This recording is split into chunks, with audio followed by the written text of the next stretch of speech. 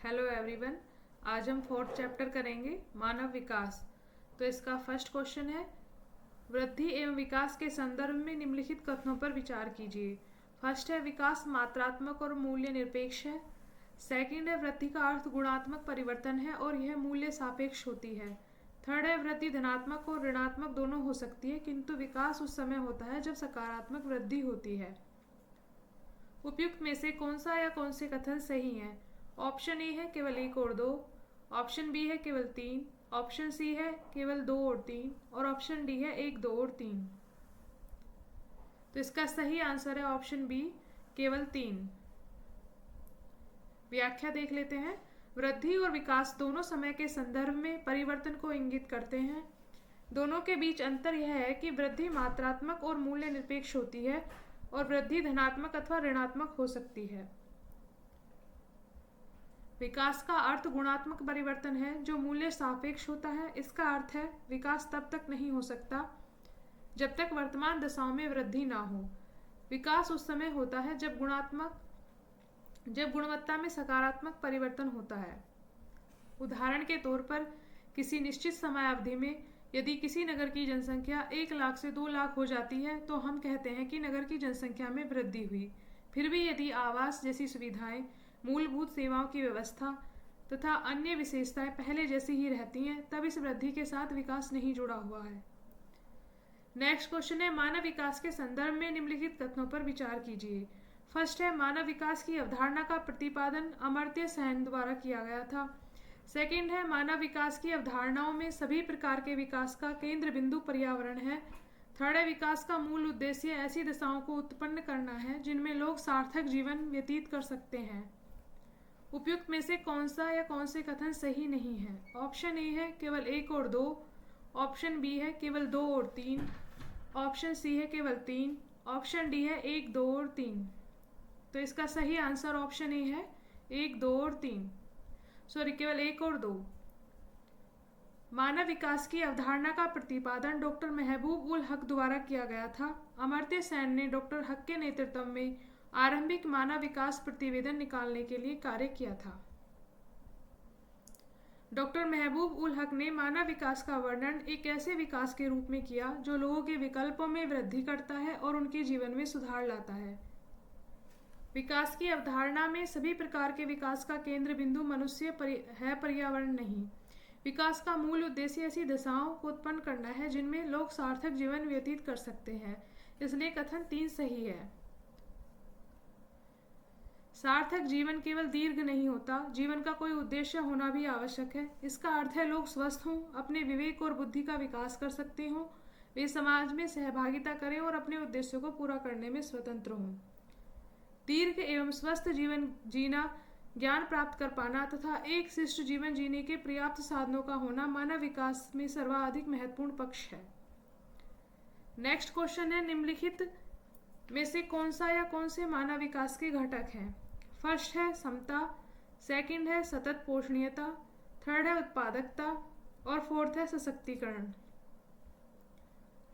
Option A है केवल एक, दो और चार, ऑप्शन बी है केवल तीन, ऑप्शन सी है केवल दो और चार, और ऑप्शन डी है एक, दो, तीन और चार। तो इसका सही आंसर ऑप्शन डी है एक, दो, तीन और चार।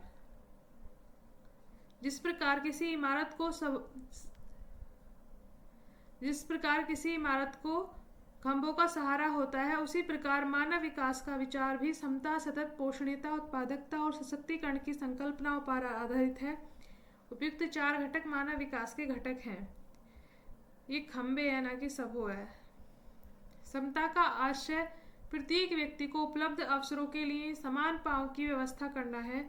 लोगों को उपलब्ध अवसर लिंग, प्रजाति, आय और भारत के संदर्भ में जाति के भेदभाव के विचार के बिना समान होना चाहिए। सतत पोषणीयता का आशय है कि मानव विकास के लिए प्रत्येक पीढ़ी को समान अवसर मिले। समस्त पर्यावरणीय, वित्तीय एवं मानव संसाधनों का उपयोग ये समाधानी मानव संसाधन है। ये मिस्टेक हुई है, प्रिंटिंग मिस्टेक। मानव संसाधनों का उपयोग भविष्य को ध्यान में रखकर करना चाहिए। इन संसाधनों में से किसी एक का भी दुरुपयोग भावी पीढ़ियों के लिए अवसरों को कम करेगा। उत्पादकता या उत्पादकता का अर्थ मानव श्रम उत्पादकता अथवा मानव कार्य के संदर्भ में उत्पादकता है। लोगों में क्षमताओं का निर्माण करके ऐसी उत्पादकता में निरंतर वृद्धि की जानी चाहिए। सशक्तिकरण मानव विकास के संदर्भ में सशक्तिकरण का अर्थ है अपने विकल्प चुनने के लिए शक्ति प्राप्त करना। ऐसी शक्ति बढ़ती हुई स्वतंत्रता और क्षमता से आती है। लोगों को सशक्त करने के लिए सुशासन एवं लोक उन्मुखी नीतियों की आवश्यकता होती है। सामाजिक एवं आर्थिक दृष्टि से पिछड़े हुए समूहों के सशक्तिकरण का विशेष महत्व है। आप लोगों को लगता होगा कि क्वेश्चन के बाद इतनी लंबी व्याख्या मैं लेके आती हूँ, इसलिए लेके आती हूँ कि कई बार 1 या 2 लाइन में भी क्वेश्चन बनता है, खाली 1 लाइन क्वेश्चन नहीं बनता है कि सीधे क्वेश्चन और आंसर। कंसेप्ट से भी कई बार मतलब क्वेश्चन बनता है, तो अगर हमें कंसेप्ट पता होगा तभी उसे हम सही कर पाएंगे। तो इसलिए मैं थोड़ा लंबी व्याख्या लेके आती हूँ जिससे क्लियरिटी ज़्यादा हो। नेक्स्ट क्वेश्चन है, निम्नलिखित में से कौन सा एक विकास का सर्वोत्तम वर्णन करता है? ऑप्शन ए है आकार में वृद्धि, ऑप्शन बी है गुण में साधारण वृद्धि, ऑप्शन सी है गुण में धनात्मक वृद्धि और ऑप्शन डी है आकार में स्थिरता। ऑप्शन सी इसका आंसर है गुणों में धनात्मक वृद्धि। विकास का अर्थ गुणात्मक परिवर्तन है, न कि मात्रात्मक। यह मूल्य सापेक्ष होता है। विकास तब तक नहीं हो सकता जब तक वर्तमान दशाओं में वृद्धि न हो। विकास उस समय होता है जब सकारात्मक वृद्धि होती है, तथापि सकारात्मक वृद्धि से सदैव विकास नहीं होता। विकास उस समय होता है जब गुणवत्ता में सकारात्मक परिवर्तन होता है। गौरतलब है कि अनेक दशकों तक किसी देश के विकास के स्तर को केवल आर्थिक वृद्धि के संदर्भ में मापा जाता था। इसका अर्थ यह है कि जिस देश की अर्थव्यवस्था जितनी बड़ी होती थी उसे उतना ही अधिक विकसित माना जाता था, लेकिन इस वृद्धि का अधिकांश लोगों के जीवन में परिवर्तन से कोई संबंध नहीं था। नेक्स्ट क्वेश्चन है, निम्नलिखित में से कौन से मानव विकास के उपागम हैं? फर्स्ट है आय उपागम, सेकंड है कल्याण उपागम, थर्ड है न्यूनतम आवश्यकता उपागम, फोर्थ है क्षमता उपागम। ऑप्शन ए है केवल 1 और 3, ऑप्शन बी है केवल 2 और 4, ऑप्शन सी है 1, 3 और 4, ऑप्शन डी है 1, 2, 3 और 4। तो इसका सही आंसर ऑप्शन डी है 1, 2, 3 और 4। मानव विकास के महत्वपूर्ण उपागम इस प्रकार हैं: आय उपागम, कल्याण उपागम, न्यूनतम आवश्यकता उपागम, क्षमता उपागम। आय उपागम यह मानव विकास के सबसे पुराने उपागमों में से एक है। इसमें मानव विकास को आय के साथ जोड़कर देखा जाता है। विचार यह है कि आय का स्तर किसी व्यक्ति द्वारा भोगी जा रही स्वतंत्रता के स्तर को परिलक्षित करता है। आय का स्तर ऊंचा होने पर मानव विकास का स्तर भी ऊंचा होगा। कल्याण उपागम यह उपागम मानव को लाभार्थी अथवा सभी विकासात्मक गतिविधियों के लक्ष्य के रूप में देखता है।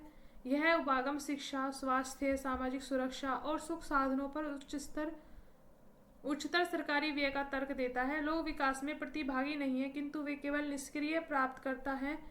सरकार कल्याण पर अधिकतम व्यय करके मानव विकास के स्तरों में वृद्धि के लिए जिम्मेदार है। थर्ड है न्यूनतम आवश्यकता उपागम।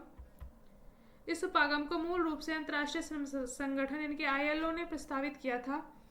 इसमें 6 न्यूनतम आवश्यकताओं जैसे स्वास्थ्य, शिक्षा, भोजन, जल आपूर्ति, स्वच्छता और आवास की पहचान की गई थी। अब जैसे क्वेश्चन बन सकता है कि न्यूनतम आवश्यकता उपागम किसके द्वारा प्रस्तावित किया गया, तो अगर आपने ये व्याख्या देखी होगी तो आप आराम से आंसर कर सकते हैं कि ये अंतर्राष्ट्रीय श्रम संगठन द्वारा प्रस्तावित है। और उन्होंने कौन से 6 न्यूनतम आवश्यकताएं बताई, जैसे स्वास्थ्य, शिक्षा, भोजन, जल आपूर्ति, स्वच्छता और आवास की पहचान। इसमें मानव विकल्पों के प्रश्न की उपेक्षा की गई है और परिभाषित वर्गों की मूलभूत आवश्यकताओं को व्यवस्था पर जोर दिया गया है। फोर्थ है हमारा क्षमता उपागम। इस उपागम का संबंध प्रोफेसर अमर्त्य सेन से है। संसाधनों तक पहुंच के क्षेत्रों में मानव क्षमताओं का निर्माण बढ़ते मानव विकास की कुंजी है। ये हमारे लिए इम्पोर्टेंट है, कभी बन सकता है क्वेश्चन यहाँ से कि क्षमता उपागम किससे संबंधित है, तो प्रोफेसर अमर्त्य सेन से संबंधित है। नेक्स्ट क्वेश्चन है, निम्नलिखित में से किसी प्रदेश में मानव विकास में कमी दर्शाने वाले सूचक हैं? फर्स्ट है 60 वर्ष की आयु तक जीवित न रहने पाने की संभाव्यता, सेकंड है प्रौढ़ साक्षरता दर का कम होना, थर्ड है संसाधनों तक पहुंच सुनिश्चित न हो पाना। उपयुक्त में से कौन सा है, कौन से कथन सही हैं? ऑप्शन ए है केवल 1 और 2, ऑप्शन बी है केवल 2 और 3, ऑप्शन सी है केवल 1, ऑप्शन डी है 1, 2 और 3। इसका सही आंसर ऑप्शन बी है केवल 2 और 3। मानव गरीबी सूचकांक मानव विकास मापन का सूचकांक है जो मानव विकास में कमी मापता है। मानव विकास में कमी को दर्शाने वाले निम्नलिखित कारक हैं जो इस प्रकार है: 40 वर्ष की आयु तक जीवित न रह पाने की संभावना, प्रौढ़ निरक्षरता दर, स्वच्छ जल तक पहुंचने रखने वाले लोगों की संख्या और अल्प भार वाले छोटे बच्चों की संख्या सभी मानव विकास में कमी या मानव गरीबी सूचकांक के अंतर्गत आने वाले कारक हैं। नेक्स्ट क्वेश्चन है, मानव विकास सूचकांक के संदर्भ में निम्नलिखित कथनों पर विचार कीजिए। फर्स्ट है, मानव विकास सूचकांक स्वास्थ्य, शिक्षा और संसाधनों तक पहुंच जैसे प्रमुख क्षेत्रों में निष्पादन के आधार पर देशों का क्रम तैयार करता है। सेकंड है, मानव विकास सूचकांक क्रम 0 से 1 के बीच के स्कोर पर आधारित होता है। थर्ड है, मानव विकास सूचकांक स्कोर के जितना निकट होगा मानव विकास का स्तर उतना ही निम्न होता है। उपयुक्त में से कौन सा या कौन से कथन सही नहीं है? ऑप्शन ए है केवल 1 और 2, ऑप्शन बी है केवल 3, ऑप्शन सी है केवल 1, ऑप्शन डी है 2 और 3। तो इसका सही आंसर ऑप्शन बी है केवल 3। मानव विकास सूचकांक के स्कोर के जितना निकट होता है मानव विकास का स्तर उतना ही उच्च होता है। नेक्स्ट क्वेश्चन है, निम्नलिखित में से कौन मानव विकास रिपोर्ट को प्रकाशित करता है? ऑप्शन ए है संयुक्त राष्ट्र विकास कार्यक्रम, ऑप्शन बी है विश्व स्वास्थ्य संगठन, ऑप्शन सी है विश्व बैंक और ऑप्शन डी है विश्व आर्थिक मंच। तो इसका सही आंसर ऑप्शन ए है संयुक्त राष्ट्र विकास कार्यक्रम यानी कि यूएनडीपी। संयुक्त राष्ट्र विकास कार्यक्रम 1990 से प्रति वर्ष मानव विकास रिपोर्ट को प्रकाशित करता आ रहा है। यह रिपोर्ट मानव विकास स्तर के अनुसार सभी सदस्य देशों की कोटि क्रमानुसार सूची उपलब्ध कराती है। मानव विकास सूचकांक और गरीबी सूचकांक संयुक्त राष्ट्र विकास कार्यक्रम द्वारा प्रयुक्त मानव विकास मापन के सूचकांक है। नेक्स्ट क्वेश्चन है, मानव विकास के मापन के संदर्भ में निम्नलिखित कथनों पर विचार कीजिए। फर्स्ट है, मानव विकास सूचकांक मानव विकास में प्राप्तियों का मापन करता है। सेकंड है, मानव विकास के मापन के संबंध में संसाधनों तक पहुंच को क्रय शक्ति के संदर्भ में मापा जाता है। थर्ड है, मानव विकास सूचकांक में स्वास्थ्य का मूल्यांकन करने के लिए जन्म के समय जीवन प्रत्याशा सूचक को चुना जाता है। उपयुक्त में से कौन सा या कौन से कथन सही हैं? ऑप्शन ए है केवल 1 और 2, ऑप्शन बी है केवल 3, ऑप्शन सी है केवल 2 और 3, ऑप्शन डी है 1, 2 और 3। तो इसका सही आंसर ऑप्शन डी है 1, 2 और 3। मानव विकास के संदर्भ में स्वास्थ्य का मूल्यांकन करने के लिए चुना गया सूचक जन्म के समय जीवन प्रत्याशा है। उच्च स्तर जीवन प्रत्याशा का अर्थ है कि लोगों के पास अधिक दीर्घ और अधिक स्वस्थ जीवन जीने के ज्यादा अवसर हैं, इसलिए 3 सही है। मानव विकास के अन्य सूचकों में लोगों की संसाधनों तक पहुंच को क्रय शक्ति यानी अमेरिकी डॉलरों के संदर्भ में मापा जाता है, इसलिए कथन 2 सही है। मानव विकास सूचकांक मानव विकास में प्राप्तियों का मापन करता है। यह प्रदर्शित करता है कि मानव विकास के प्रमुख क्षेत्रों में क्या उपलब्धियां हुई हैं, इसलिए कथन फर्स्ट भी सही है। निम्नलिखित कथनों पर विचार कीजिए। फर्स्ट है, प्रदेश के आकार और प्रति व्यक्ति आय का मानव विकास से प्रत्यक्ष संबंध है। सेकंड है, 0.700 से 0.807 के बीच का स्कोर रखने वाले देशों को मध्य मानव विकास सूचकांक के अंतर्गत रखा जाता है। उपयुक्त में से कौन सा या कौन से कथन सही है? ऑप्शन ए है केवल 1, ऑप्शन बी है केवल 2, ऑप्शन सी है 1 और 2 दोनों, ऑप्शन डी है ना तो 1 और ना ही 2। तो इसका सही आंसर ऑप्शन डी है, ना तो 1 नहीं 2।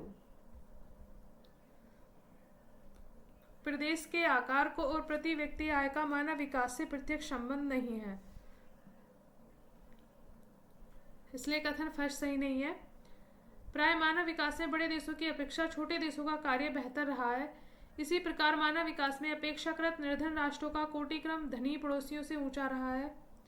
उदाहरण के तौर पर अपेक्षाकृत छोटी अर्थव्यवस्थाएं होते हुए भी श्रीलंका, त्रिनिदाद और टोबैगो का मानव विकास सूचकांक भारत से ऊंचा है। अर्जित मानव विकास स्कोरों के आधार पर देशों को 4 समूह में वर्गीकृत किया गया है, जो इस प्रकार हैं: मानव विकास का स्तर, मानव विकास सूचकांक का स्कोर। एक तरफ मानव विकास का स्तर है ये, दूसरी तरफ स्कोर है। जैसे अति उच्च 0.800 से ऊपर, उच्च 0.700 से 0.799 के बीच और मध्यम 0.550 से 0.699 के बीच और निम्न 0.550 से नीचे, इसलिए 2 सही नहीं है। नेक्स्ट क्वेश्चन है 1990 में मानव विकास सूचकांक निम्नलिखित में से किसके द्वारा तैयार किया गया? ऑप्शन ए है LNC सैंपल, ऑप्शन बी है professor Amartya Sen, option C है रेड जेल और ऑप्शन डी है डॉक्टर महबूब उल हक। तो यही इसका आंसर भी है, option D doctor Mahbub ul हक। पाकिस्तान के अर्थशास्त्री डॉक्टर महबूब उल हक ने 1990 में मानव विकास सूचकांक निर्मित किया। डॉक्टर महबूब उल हक के अनुसार विकास का संबंध लोगों के विकल्पों में बढ़ोतरी से है ताकि वे आत्मसम्मान के साथ दीर्घ और स्वस्थ जीवन जी सकें।